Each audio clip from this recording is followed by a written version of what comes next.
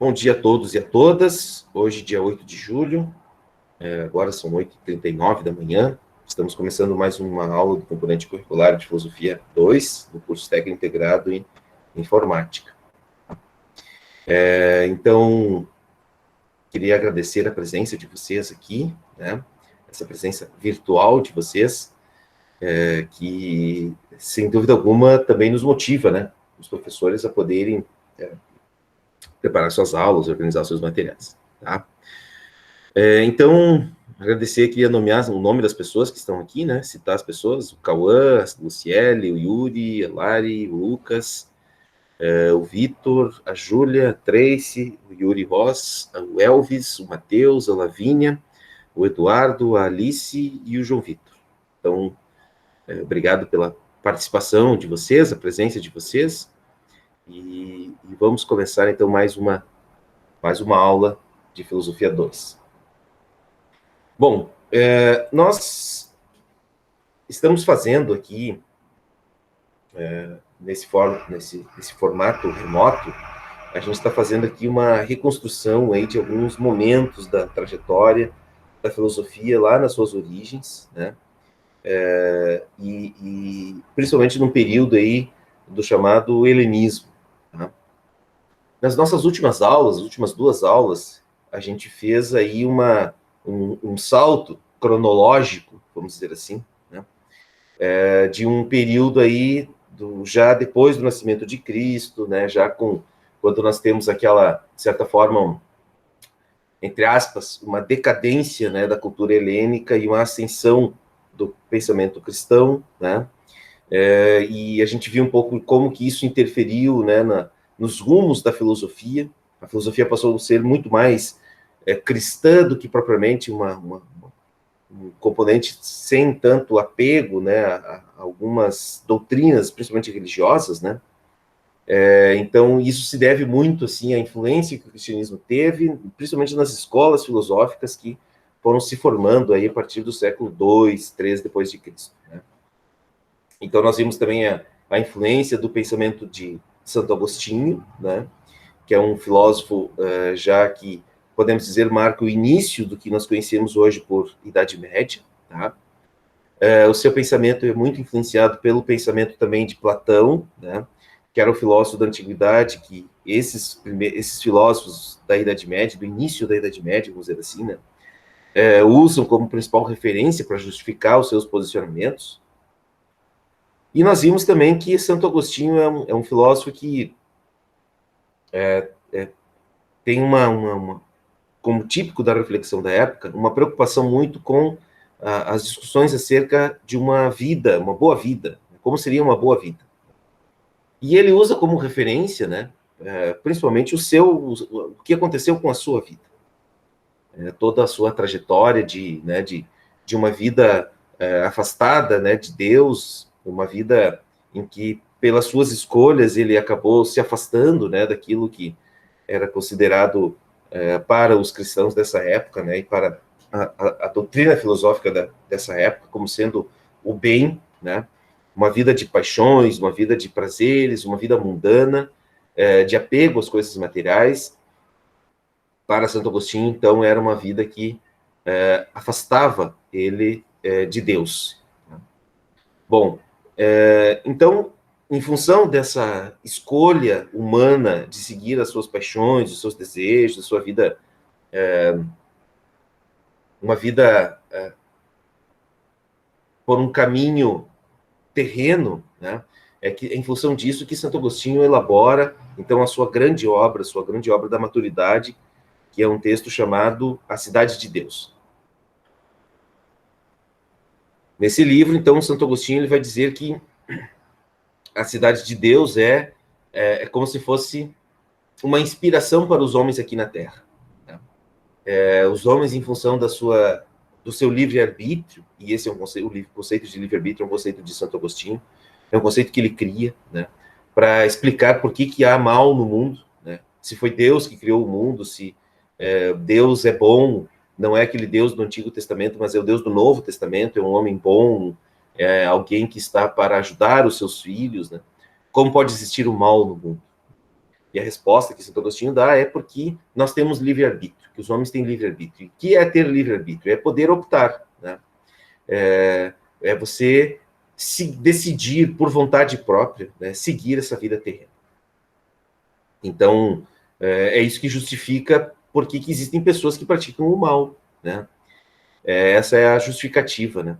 E essas pessoas que praticam o mal, então, elas vão precisar da graça de Deus, do apoio de Deus para voltar a praticar o bem, seguir o caminho de Meio que elas Deus. estão distante de Deus quando elas estão fazendo mal.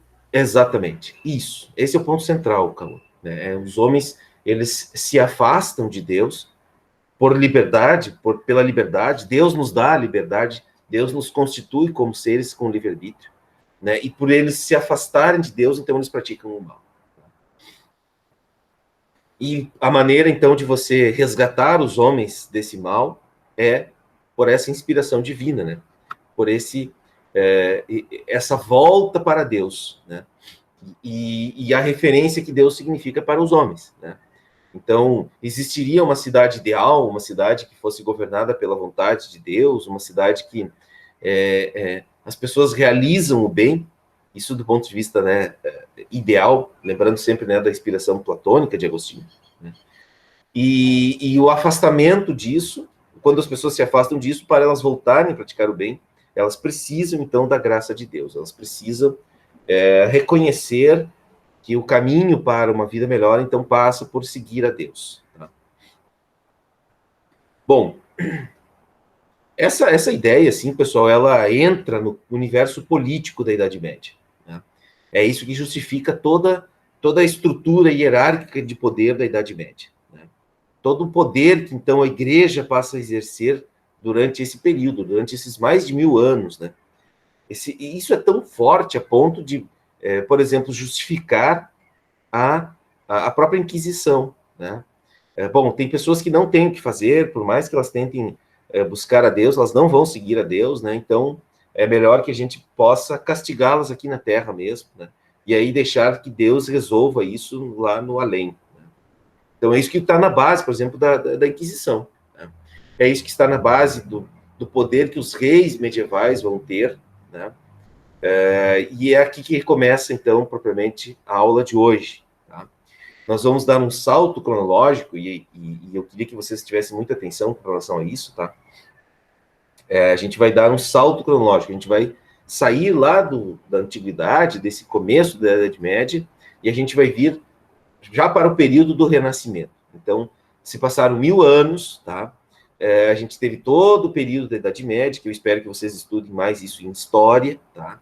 História, componente curricular que deve ensinar vocês sobre essas questões da história desse período, tá? Se ninguém ensinar isso para vocês, vocês precisam pedir isso, né? Que vocês precisam saber, né? Do que foi esse período, porque há muitos conhecimentos, né? Que foram muitos acontecimentos da Idade Média que eles continuam repercutindo até nós hoje. Tá? Há pessoas, inclusive, tem gente que é contra a gente dizer, né? Que a Idade Média acabou. Porque existem pessoas até hoje que pensam como pensava-se na Idade Média. Tá? Então, a gente pode dizer que para essas pessoas a Idade Média não acabou. Né? Eu vou mostrar alguns exemplos para vocês na aula de hoje. Tá? Bom, eu vou projetar aqui a minha tela e aí a gente vai, a partir dessa introdução, aí, começar propriamente com a aula de hoje.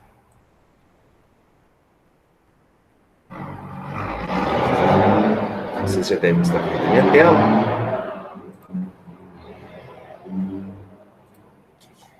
Muito bem. Então, a gente vai ver na aula de hoje um filósofo italiano.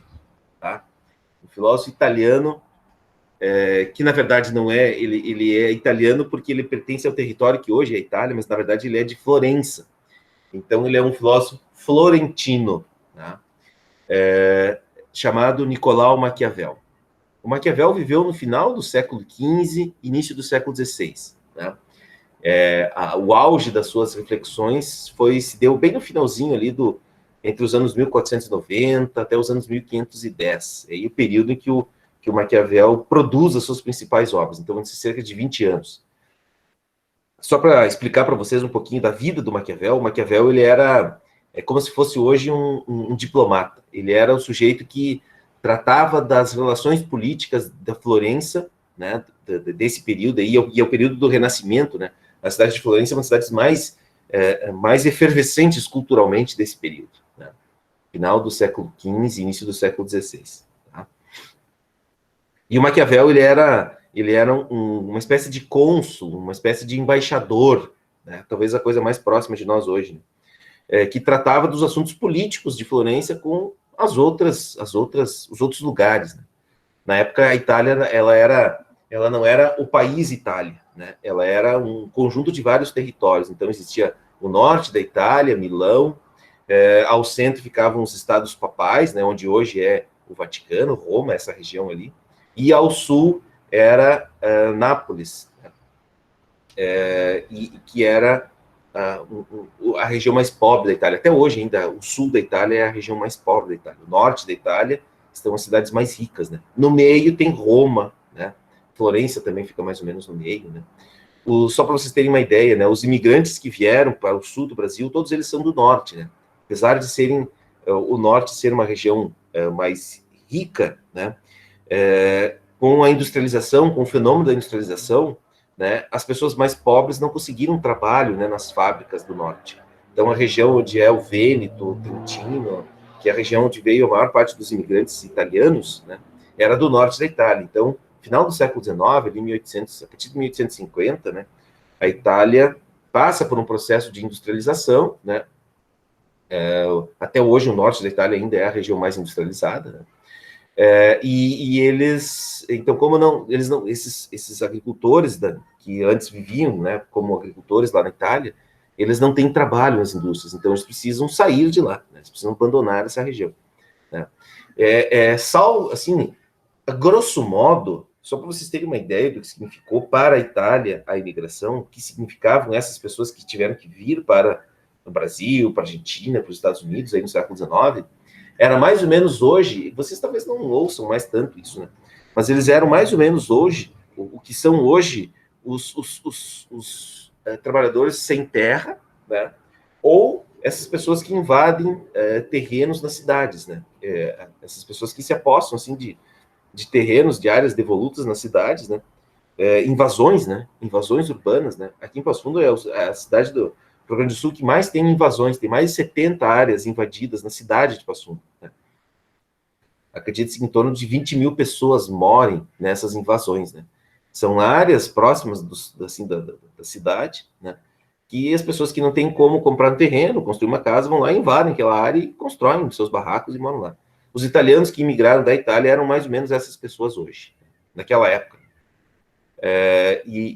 Enfim, eu estou falando disso só para citar vocês um pouco, né, o que era a Itália nessa época, né?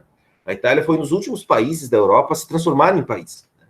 Ela era dividida em vários estados, né? Muitos conflitos, muitas guerras, né? Muitos interesses, né? Entre esses diferentes estados. E somente aí no final do século XIX, 1870, se não me engano, que acontece a unificação da Itália. E a partir dessa unificação, então, que essas pessoas, né, que vieram para o sul, foram inclusive para Rolante, né? Tem imigração italiana também em Rolante, né? Rolante aí na região, né? Caxias é a cidade que teve o maior número, né? Garibaldi, Carlos Barbosa, Bento Gonçalves, enfim, essas cidades da Serra, que receberam a maior parte, né, da imigração italiana do Brasil. Tá? São Paulo também foi muita gente, né? Mas, enfim, então Maquiavel, ele era uma espécie de pensador, né? Enfim, ele era uma pessoa letrada, um conhecedor, leitor, né? Conhecia muito da sua história, da história do Ocidente, né? Da história dos principais líderes políticos do Ocidente, né? E então ele escreve nesse contexto em que ele deixa de ocupar essa função, né, de cônsul, e aí ele passa a ser, enfim, passa a escrever, mas ele passa a ser conselheiro também dos líderes políticos da época. Tá? E o Maquiavel, pessoal, eu tenho certeza que vocês já ouviram falar essa expressão, né? E aquele é um plano maquiavélico. Já ouviram algo do tipo? O que vocês entendem, assim, com relação, quando vocês ouvem a palavra maquiavélico? Vamos lá, pessoal. Maquiavélico. Já Alguém ouviram? ruim? Parece Como? uma coisa bem ruim.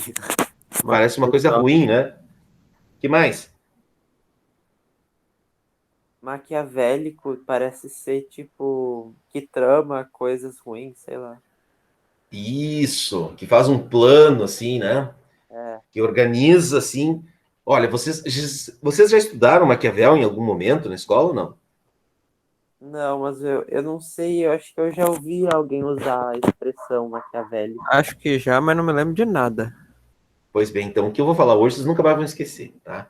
Porque eu espero que ingenuidade a minha, né? Mas enfim.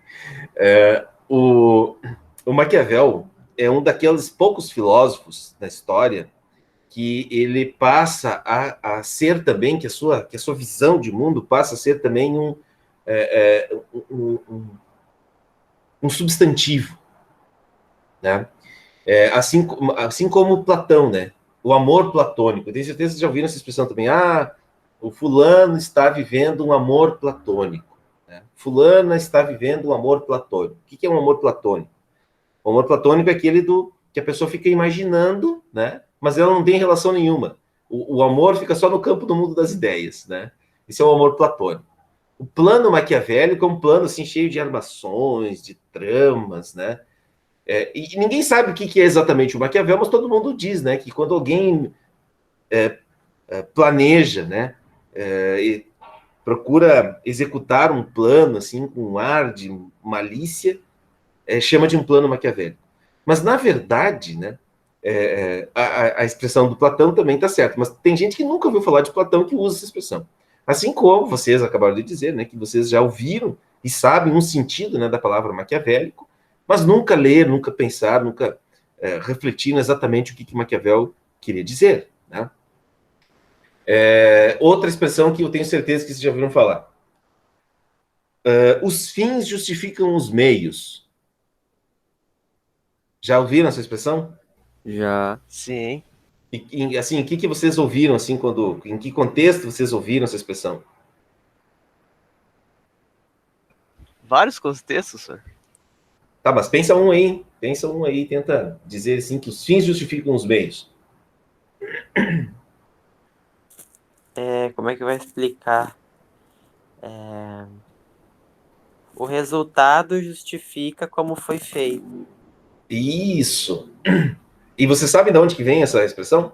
Quem que é o inventor dessa expressão? Maquiavel. O Maquiavel, o próprio. Tá? Os fins justificam os meios. Tem uma outra frase conhecidíssima dele. É melhor ser temido do que amado. É melhor um político ser temido do que amado. Já ouviram essa expressão? Enfim, uma pessoa que tem autoridade. É melhor ser temido que amado. Já ouviram essa expressão? Também é Já. do Maquiavel. Né? E, na verdade, sim, eu vou explicar cada uma dessas afirmações e vocês vão ver que, na verdade, elas não são bem isso que as pessoas comumente se valem delas, né? Mas tem um pouco de fundamento isso, sim. Essas três ideias, né? A história do plano maquiavélico, a história de que os fins justificam os meios, né? E que é melhor ser temido do que amado. Bom, então vamos começar. Eu quero pular algumas coisas, depois eu volto porque a gente vai talvez ser o principal foco, né, da discussão do Maquiavel. O Maquiavel é o autor de um livro chamado O Príncipe, tá? E nesse livro ele dedica aos Médici. Os Médici eram a família que tomou o poder na Itália durante o período em que Maquiavel viveu, né? E ela era uma dinastia no que era a Itália da época, né? Na verdade, é Florença, que era o lugar que o Maquiavel vivia, né? E o Maquiavel escreve esse livro como se fosse um conjunto de conselhos para os políticos, para os políticos da sua época, mas para qualquer político de qualquer época. E mais, esse livro é o primeiro tratado de ciência política. Tá? O Maquiavel é o autor que cria o que nós conhecemos hoje como ciência política. Tá? E o Maquiavel, nesse texto, ele vai fazer uma série de considerações que vão ser como se fossem conselhos, ele escreve como se fossem conselhos para um príncipe, né? E então é lá que vai ter as passagens, né, como essas que eu falei para vocês, né? Que se entre um governante, entre ele ser amado e ser temido, na verdade, a passagem correta, agora eu esqueci de pegar o livro, não, mas eu tenho, depois, no próximo aula, eu posso ler ela para vocês. A passagem correta no texto é assim, ó, é melhor sempre um príncipe ser amado, mas entre ser amado e ser temido, ainda é melhor que ele seja temido. Né? Porque isso vai demonstrar, se ele simplesmente mostrar a complacência, a compaixão, estará toda hora dando exemplos, né, de amor, a gente pode trazer isso para a nossa vida também, né? Imagine, vocês estão sempre ajudando uma pessoa, vocês estão sempre cuidando da pessoa, sempre procurando fazer o bem para ela, né? Sempre vão... E a pessoa vai assim, ó. Já viram aquela expressão também assim, ó, você dá um dedinho... Vai ficar mimado. Como? O pessoal vai ficar mimado. Vai ficar mimada. Você dá o dedinho, a pessoa quer a mão, né? Daqui a pouco você dá a mão, a pessoa quer o braço, né? Maquiavel vai dizer assim, olha, o líder, e isso é para política, mas vale para qualquer situação da vida, a pessoa ela precisa, de fato, ser amada. Mas entre ser amada e ser temida, para você exercer a força e o domínio sobre alguém, você precisa ser temido por essa pessoa. Né? Então, isso vale, por exemplo, para pais, né? Pais que estão educando os filhos, né? É claro que você precisa ser amado pelos seus filhos, você precisa amar os seus filhos, mas os seus filhos também têm que ter um certo temor de você, né? Porque senão eles vão tomar conta, né? Eu tenho 2 filhos pequenos, eu sei muito bem o que significa, né? Você precisa fazer com que haja uma certa hierarquia de poder, que as coisas sejam equilibradas, né? Então, é isso que o Maquiavel está dizendo, né? Que entre você ser temido e amado, é melhor você ser temido, né? Na verdade, a frase, no sentido completo, é melhor você ser amado. Sempre é melhor você ser amado. Mas entre você ser amado e ser temido, é melhor você ser temido. E por que ele afirma isso? Aqui que vem a questão central, que nos interessa. Lembra que eu falei? Maquiavel é um cientista político. Então, o Maquiavel fala isso a partir da análise dos exemplos que ele observou ao longo da história. Esse livro, o Príncipe, é um livro que conta assim, ó, desde os imperadores romanos, passando pelos principais líderes da época do Maquiavel, né, de Florença, e também, por exemplo, os reis medievais que eram conhecidos da época, os papas da época, todos esses aí o Maquiavel vai a partir da análise, da reconstrução histórica desses líderes, ele vai perceber assim que os que foram bons líderes eram pessoas muito temidas. Né? Os que foram bons políticos, eles eram também muito temidos pela população. Tá? E isso está ligado àquela outra ideia do ser... dos fins justificarem os meios. Né? Às vezes, um político ele precisa tomar uma atitude que muitas pessoas não vão gostar. Né? Mas, no fim das contas, aquilo vai ser o melhor para todos. O resultado para todos vai ser o melhor. Né? Então, assim, o que o Maquiavel percebe? Né?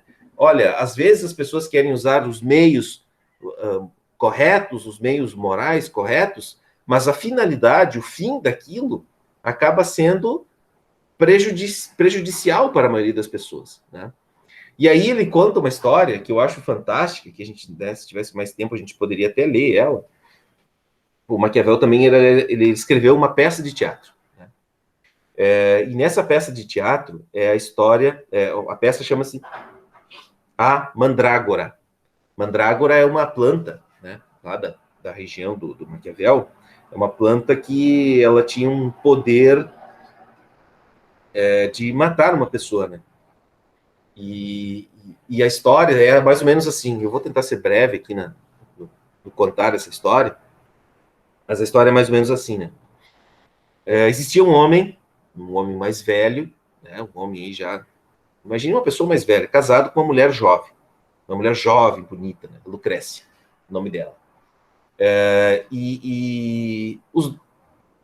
Esse homem queria ter um filho, ele queria ter um sucessor, ele não tinha filhos ainda, ele queria, então, ter um filho. Só que ele não podia ter filho, né? Ele tentou várias vezes com a Lucrécia e não, né, a Lucrécia não engravidou. Né? E aí, convivia lá junto com esse sujeito um jovem, Calímaco. Calímaco era um jovem que se apaixona pela Lucrécia. Era um homem jovem, né? se apaixona pela Lucrécia. Mas como é que ele vai fazer para poder se aproximar da Lucrécia? Né? Ele descobre, o Calímaco descobre que o homem esse queria ter um filho. Tá? Queria ter um filho. E aí ele inventa uma história. Ele diz para o homem, olha, o negócio é o seguinte, cara, eu conheço uma forma de você engravidar, né? Enfim, que você tenha um filho, né? Você vai precisar usar uma determinada porção, né? E aí, só que essa porção, a pessoa que toma, né, essa porção, ela vai tomar essa poção e a pessoa vai morrer, né? Ela vai poder ter o filho, mas a pessoa vai morrer, né?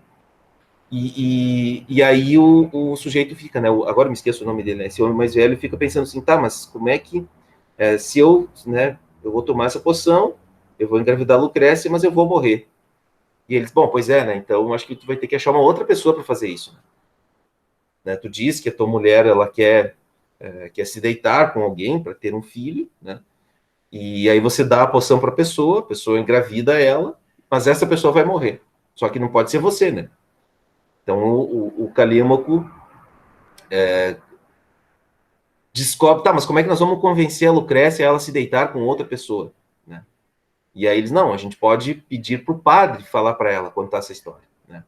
Ela vai acreditar no padre. O padre, enfim, ela é uma pessoa muito católica e tal. Vamos pedir para o padre orientar ela. Então foram lá atrás do padre, o padre orienta e de fato acontece. Só que aí, e ela concorda. Como é o padre que pede para ela concorda. O marido conta a história, o padre conta a história, o padre convence ela e ela vai se deitar com o cara mais jovem.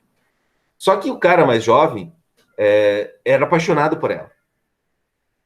Se apaixona por ela. E era apaixonado por ela. E ela também se apaixona por ele. Né? Enfim, eles têm uma noite de amor e tal. Né? E aí os dois resolvem fugir. Né? Eles, enfim, se apaixonam, dormem juntos, resolvem fugir. Né? E aí ela deixa o filho com... Depois ela tem um filho, deixa o filho com o homem. Ou seja, todo mundo ficou bem. O homem ficou com o filho, a mulher arrumou um marido mais jovem, o sujeito que queria a mulher, que era apaixonado pela Lucrécia, fica com ela, né? Todo mundo fica bem. E aí, mas o que fica mal? Quem que fica mal nessa história, pessoal? Quem que é a pessoa que se dá mal? Ou o que fica manchado nessa história? Um ponto para quem acertar essa. Todas as pessoas ficam bem, mas tem alguma coisa que fica mal. A criança que fica sem mãe? Também. Isso não era um problema tão grave. As crianças, a maior parte das crianças, elas eram criadas, assim, das famílias mais nobres, elas não eram criadas com o amor que a gente tem hoje pelos filhos. Essa história do amor pelos filhos é uma coisa muito recente, tá, pessoal? Né? É uma coisa muito recente, é uma coisa, assim, do século XX. Na Idade Média, na Idade Moderna, inclusive, na Europa, os filhos, eles não eram assim, não tinham essa relação de amor toda que os pais têm hoje com os filhos, não era assim. O filho até nem fica tão mal assim, porque o pai queria o filho, né? Outra pessoa pode cuidar da criança, né? Sem necessariamente ser a mãe, né? Mas quem que fica manchado nessa história? O que fica manchado nessa história? O padre. Esqueci de falar, o padre ganhou dinheiro para fazer isso. Eu acho que não é bem o padre que fica manchado, eu acho que é a própria ética que ele passa. Perfeito. Quem que falou? O Bruno, eu. Bruno. Isso, Bruno. Quem fica mal na história é a moral. É. A moral fica toda mal. Todo mundo fica bem, mas os valores, os preceitos que era considerado certo é que fica mal. Então é isso que o Maquiavel quer dizer. Olha, às vezes, você fazer as coisas conforme a moral, todo mundo fica triste, todo mundo não vai ficar bem. Né?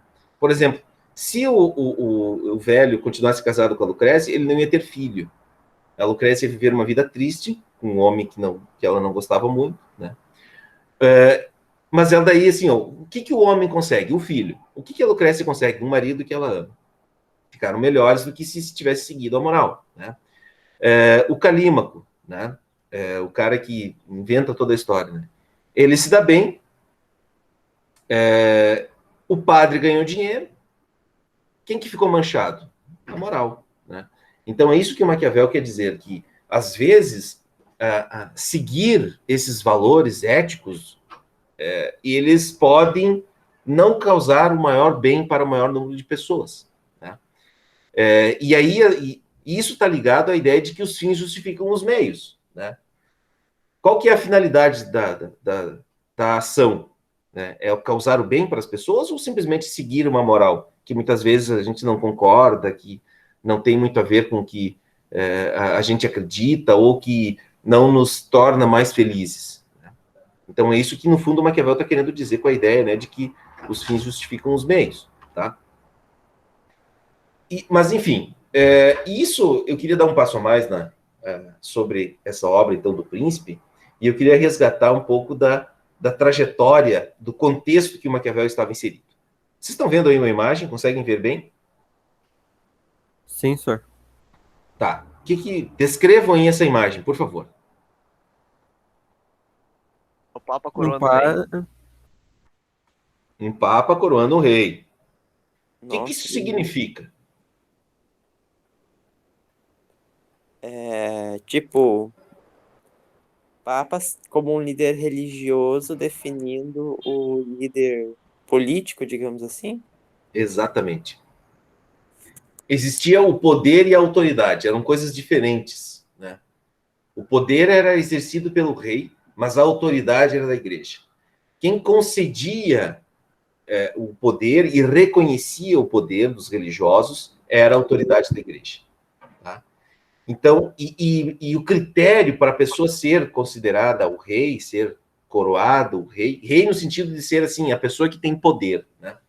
Geralmente era aquela pessoa que era a mais do bem, a mais religiosa, no sentido cristão. Tá? Lembram do Santo Agostinho, né? Porque quem que era a pessoa, né, que deveria exercer um poder político, né? Aquela pessoa que seguisse muito a Deus, né? Essa ideia, ela atravessa toda a Idade Média, ela vai até aí o século XIII, século XIV, e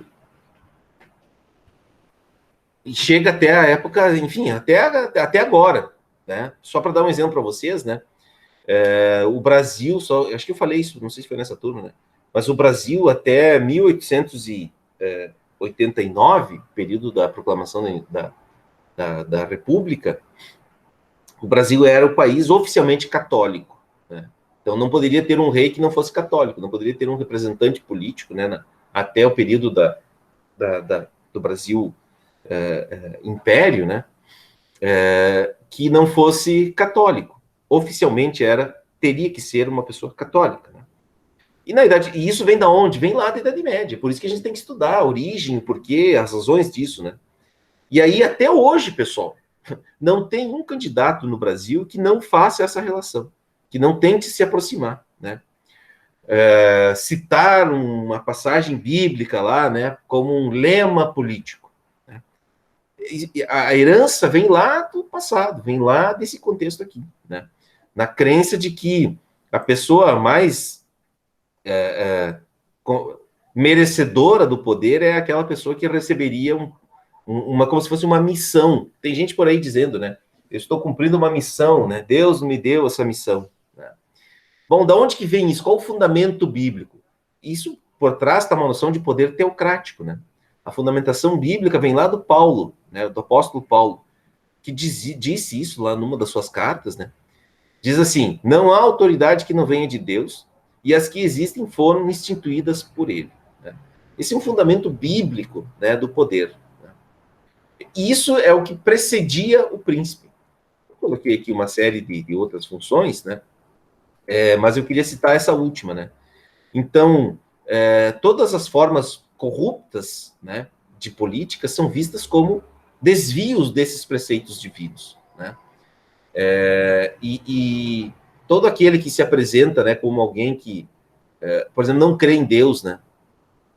As pessoas já logo acreditam, essa pessoa é uma pessoa do mal, é um comunista, né? Qualquer pessoa que não acredita em Deus é comunista, né? Alguns dizem isso. É uma coisa assim. Tem algumas pessoas no Brasil assim que elas acham, né, que é meio assim, é como se fosse o comunista é meio assim, tipo uma figura, sei lá, tipo a loira do banheiro, uma figura meio Uma mitológica. figura ruim. Isso, né? Alguém que está ali, né, para... Mas tu não sabe muito bem como que ele é, né? Mas você faz uma oposição, principalmente com essa ideia da figura do bem, né? Da pessoa do bem, da pessoa religiosa, né? Da pessoa, assim, seguidora de Cristo, né? Que segue a mensagem de Deus e tal, né? Quem não é isso é uma pessoa do mal, né? Uma pessoa, tipo assim, que vai causar o mal para criancinhas, enfim, coisas do tipo, né? Que não é bem assim, né? Bom, eu quero avançar nisso aqui, eu quero contar um outro exemplo para vocês, tá? Depois eu volto lá para aquele slide. Alguém já assistiu essa série Os Borgias? Já ouviu falar dela? Provavelmente não, né? Não. Eu ficaria assim, até meio. Eu estranharia se alguém dissesse que tinha visto essa série. Até porque essa série eu acho que ela nem está mais disponível aí em nenhum streaming do que eu tenho observado. Tá? Essa série passou na TV, para vocês terem uma ideia, na Bandeirantes, né? Tempo, já faz um bom Tá tempo. explicado porque ninguém viu. Enfim, pra vocês terem uma ideia. Passou na Bandeirantes, né? Olha, acho que em torno de uns 10 anos atrás, mais ou menos. A Bandeirantes teve uma época que passou séries, tá? Só para informar vocês, né? Passou, inclusive, algumas séries boas. Né? Por exemplo, essa aí era uma série bem bacana. Né? Se vocês tiverem... Depois que eu vi que ela tinha passado a Bandeirantes, eu assisti ela, pasme, do tempo que tinha locadora, né? Eu aluguei o DVD dos Borges, né? Para assistir a série. Tem 3 temporadas, se não me engano. Mas essa série conta a história, agora que é bem sério que eu vou falar, né? Não que eu estava falando antes não era sério, mas enfim. Essa série, Os Borgias, conta a história desse sujeito aqui. Tá? Estão vendo ele aqui? É uma série baseada em fatos reais. É uma série, assim, muito bem feita, né? Os atores são bons atores. Esse cara aqui é um excelente ator, né? Os filmes que ele faz, é certeza que vai ser um filme bom, uma série boa que ele participa. Tá? Não lembro o nome dele agora. Ele é irlandês, se eu não me engano. Quem que vocês acham que ele é aqui, ó? Só para essa vestimenta aqui, pessoal. Rodrigo Borgia, Papa Alexandre VI. Olha aí, ó, vocês estão já indo atrás dos Borgias, né? Enfim, fica a dica aí para vocês olharem. Mas o Alexandre VI, de fato, aqui ele não é o Alexandre VI ainda, né? Ele é o cardeal Rodrigo Borgia, né? O cardeal Rodrigo Borgia e esse aqui, ó, esse aqui é o César Borgia, que é amigo do Maquiavel. Essa é a relação que eu quero fazer com o Maquiavel, tá? Não só por ele ser amigo, César Borgia ser amigo do Maquiavel, eles terem mais ou menos a mesma idade, né? O Maquiavel acompanhar um pouco a trajetória política do César Borgia. Tá? Mas, assim, tem uma série de detalhes interessantes aí nessa história, tá? O primeiro deles é o seguinte: esses que vocês estão vendo aqui, ó, esse e esse aqui, são filhos do cardeal. Olha só, o cardeal tinha filhos, né? Essa que vocês estão vendo aqui, ó, aparecendo nas costas dele, nua, é a amante do Papa, a amante do cardeal, que depois ele vai virar Papa, né? Papa Alexandre VI. Né? E ele era casado, e ele tinha mais um filho pequeno, um menino aí de 10, 12 anos. E só, assim, alguns fatos pitorescos, né? Esse é militar, ele é o chefe dos exércitos do cardeal Rodrigo Borgia, que ele era cardeal, mas ele era um chefe político também, né? Ele era arcebispo ou melhor, cardeal de Valência, na Espanha, né? Como ele era espanhol, o território de Valência era... Os cardeais e os papas, pessoal, eles eram líderes militares, né? O papa, quando eles escolhiam o papa, a primeira coisa que ele fazia era ser o chefe do exército da guarda papal, do exército papal, né? Dos estados papais. E eram várias áreas de terra que existiam, né? Bem ao centro da Itália, né? Que o Papa, na verdade, era um grande líder político. Tá? E o Alexandre Borgia, ou melhor, o Papa Alexandre VI, o cardeal Rodrigo Borgia, ele talvez uma das figuras mais enigmáticas, né, e mais mal vistas da igreja. Tanto que vocês não vão ver o Papa Alexandre VII, por exemplo. Né? A não ser que a gente entre numa decadência moral tão grande como era da época, né? A ponto de alguém se colocar o título de Alexandre VII, né? Ninguém mais foi escolhido Alexandre depois de Alexandre VI, né? Dada a sua reputação. Só para dar um exemplo também histórico dessa época, né? Ele era o Papa quando se descobriu a América, né? Nessa série mostra, né? Eles levaram um índio para mostrar para o cardeal. Tipo assim, olha, estão vendo aqui o índio, ó, isso aqui é um índio. E aí o cardeal diz, nossa, que coisa bizarra, né? Foi mais ou menos como se a gente hoje descobrisse vida em outro planeta e trouxesse o ET e mostrasse para nós aqui, né? Foi algo mais ou menos assim, tá? Mas por que eu estou falando dessa série, né, e dessa família? Porque o cardeal Rodrigo Borgia, e morre o Papa, né, que ele tinha apoiado, né, o Papa que... Você sabe como é que é feita a escolha de um Papa? Os cardeais do mundo inteiro se reúnem lá na Capela Sistina, né, e eles fazem uma votação. Eles escolhem quem que vai ser o próximo Papa. Então lá todos são candidatos. Então lá tinha 60 papas, 60 candidatos a papas, né, e 60 cardeais, né, e eles fazem lá a escolha deles. Eles escrevem o nome lá numa folhinha e colocam lá num lugar, depois eles abrem e vão contando os votos. Tá? O Rodrigo Borgia, então, ele preparou... e outro detalhe, né? O Rodrigo Borgia se preparou, quando morreu esse Papa, ele se preparou para ele ser o próximo Papa. Né? E o César Borgia, o filho dele, e essa é a filha. Vocês achavam que era a namorada do César? Essa é a filha dele também. Então, essa cena sugere que eles provavelmente praticavam incesto entre eles, né? Era uma vida louca, uma família assim, ó, muito louca, né? Muito bizarro o que eles faziam entre eles, né? E esse era chefe do exército, esse eram os seus outros 2 filhos, e esse aqui, ele era padre, né? E quando o cardeal se elege papa, ele nomeia o seu filho César Borgia como bispo. Olha que doido isso, né? E o mais bizarro de tudo, que isso aparece na série também, é na ordenação do cardeal, né, na ordenação dele como papa, os seus filhos vão, ele dizia que eram sobrinhos dele, né, mas todo mundo sabia que eram filhos dele. Os filhos vão na ordenação dele, vai a mulher dele, vai a amante dele, que ele coloca morar lá no Vaticano junto com ele. Olha que coisa doida, né? O pessoal quer falar hoje de corrupção, né? Nós nunca vivemos um mundo tão corrupto, né? As pessoas, uma decadência moral, né? Isso é banana, né? Isso é, assim, aguinha com açúcar em comparação com o que já aconteceu de corrupção, né? Dentro da igreja, na igreja católica, né? Isso, né? Os historiadores estão, assim, tem 1001 histórias desse pessoal todo. E o Maquiavel tá ali, de parceiro dessa galera, e fica assistindo toda essa cena. E é por isso que Maquiavel vai dizer o seguinte, olha, né? O lugar que menos existe ética religiosa é na política, né? Ou os líderes, geralmente, eles fazem coisas muito absurdas, bizarras, para conquistar os seus objetivos, né? E eles conseguem os seus objetivos, muitas vezes, fazendo coisas das mais absurdas possíveis, né? Aqui eu recortei uma cena, né, prévia ao conclave que elegeu, então, o Rodrigo Borgia como Papa, né? E aí é um diálogo da série, né? O César Borgia diz assim, o César Borgia se encontra lá com o pai antes de entrar para a votação, né? E aí o Rodrigo pergunta para ele assim, César, né? Essa vai ser minha eleição, tá sabendo o que tem que fazer? Daí ele responde, sim, pai, eu sei o que tem que fazer. Daí o Borgia diz assim, você sabe mesmo? Eu esperei minha vida toda por este momento, nada pode dar errado, vamos revisar. E aí o filho diz, sim, pai, se você não for eleito na primeira votação, prometer terras e oferecer dinheiro e cargos nas igrejas locais. Cargos nas igrejas locais. Né? O que isso é? Isso é um plano maquiavélico. Tá? É daqui que vem a história, né, de que quando alguém está planejando algo,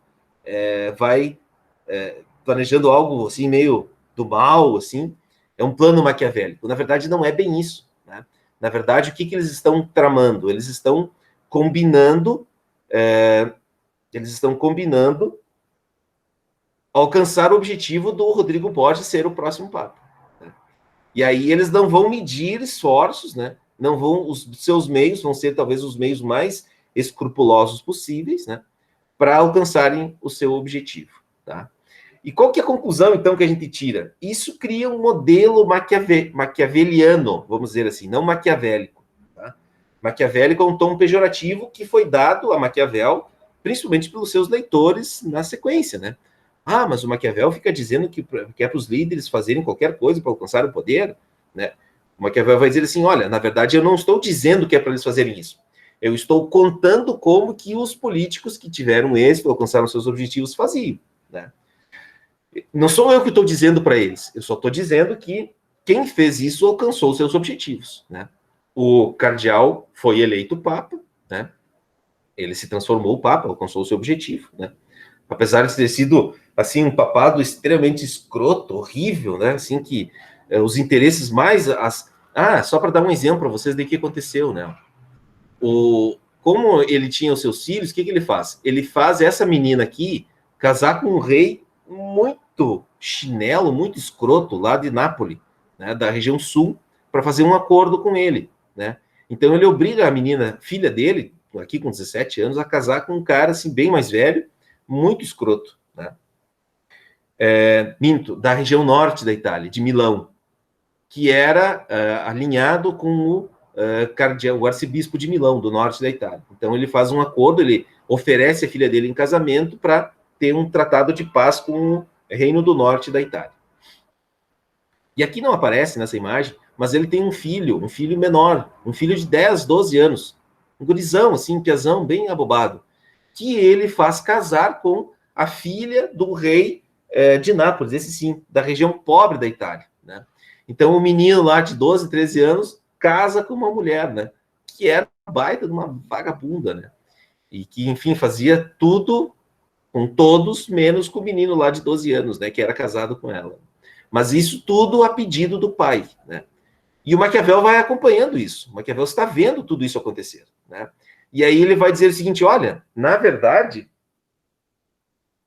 aquela moralidade pregada pelos cristãos, né? Por exemplo, por Santo Agostinho, né? Que a gente precisa se inspirar em Deus, né? Para conduzir uma vida boa. Na verdade, tudo isso é fraqueza na vida política, né? Na vida pública. O que é moral na vida privada, né? É fraqueza na vida pública, né? Porque o ethos político é totalmente diferente do ethos moral, né? O que se faz na política é uma coisa muito diferente do que se faz no campo moral, né? No campo das ações humanas do universo privado, né? O bom governante, a virtude dele é medida pelos benefícios que ele trouxer para a República aqui entendido como uma cidade, um país, um lugar a ser administrado por alguém, né?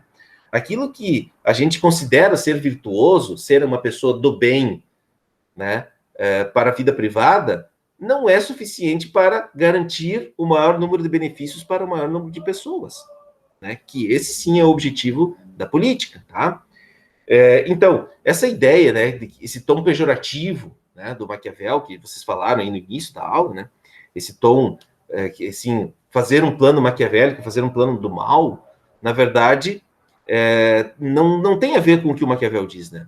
Mas tem a ver com a ideia de que o tom pejorativo atribuído a Maquiavel deve ser a ideia de que o príncipe independe de um governante que obedece às ordens de Deus, né?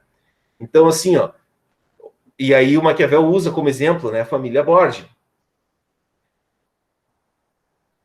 O Papa, olhem o que o Papa fez, né? O Papa que supostamente seria o representante de Deus na Terra. Olhem tudo que ele fez, né?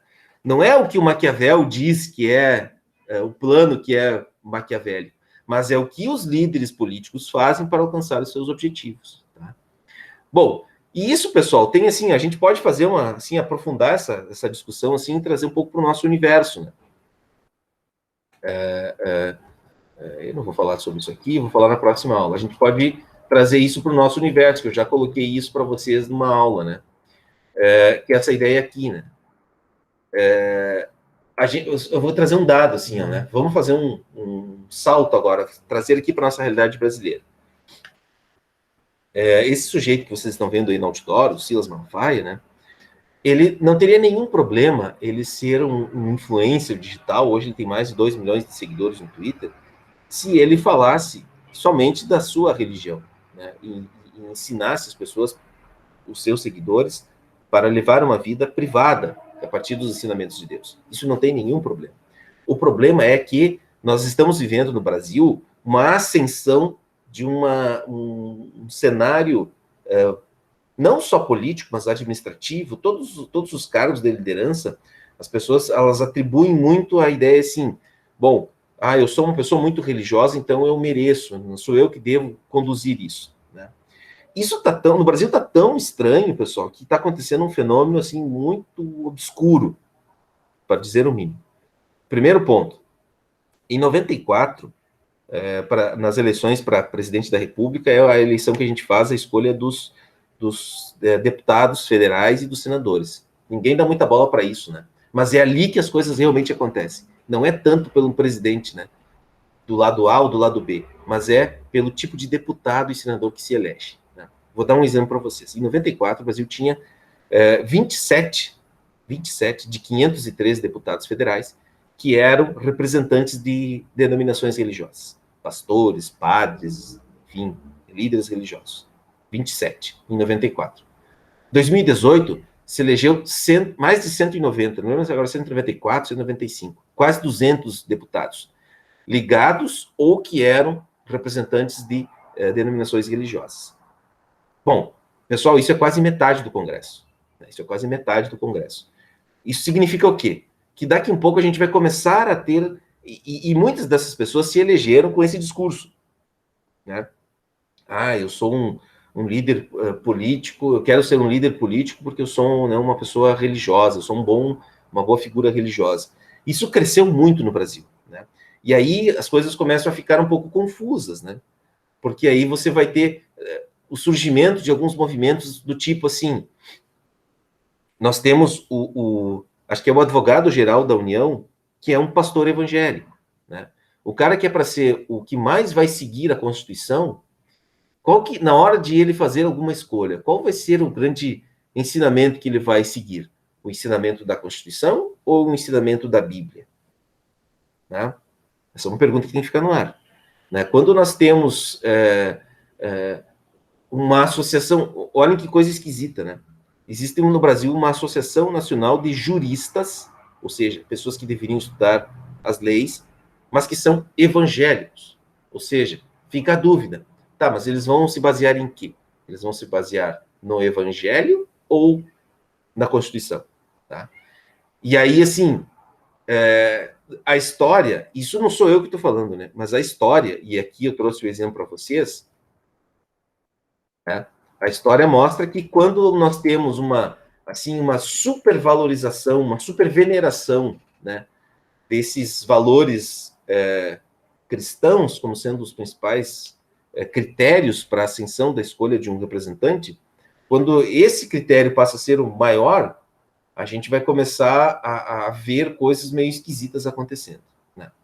Então, assim, só para vocês terem uma noção, assim, né, da relação que tem entre essa discussão do campo filosófico, da ciência política e desse universo propriamente, né, das escolhas políticas das pessoas. Tá? Mas, enfim, na próxima aula aí a gente vai dar um passo a mais e aí a gente encerra aí esse bloco aí, né, essa primeira parte aí do pensamento de Maquiavel. Tá? Acho que falei demais, né, pessoal? Alguém teria alguma pergunta, algum comentário, algo que vocês gostariam de falar? Vai ter alguma coisa de atividade essa semana? Vai. Hoje à tarde, né, assim como semana passada, eu vou estar liberando aí uma atividade para vocês fazerem, tá? Certo?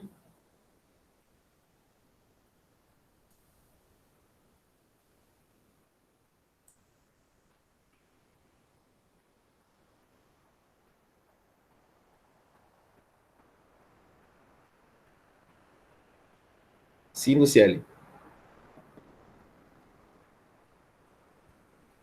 Você tem duas opções, né? Você pode escrever ela em texto online no Moodle, né? Ou faz o arquivo e anexa no Moodle.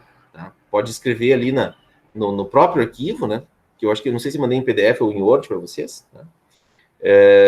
E aí vocês podem, tanto faz, pode escrever em texto online. Eu particularmente gostaria que fosse no texto online, tá? Mas enfim, se vocês acharem melhor fazer por arquivo e anexar ali também não tem problema. Tá? Deixa eu interromper a gravação aqui.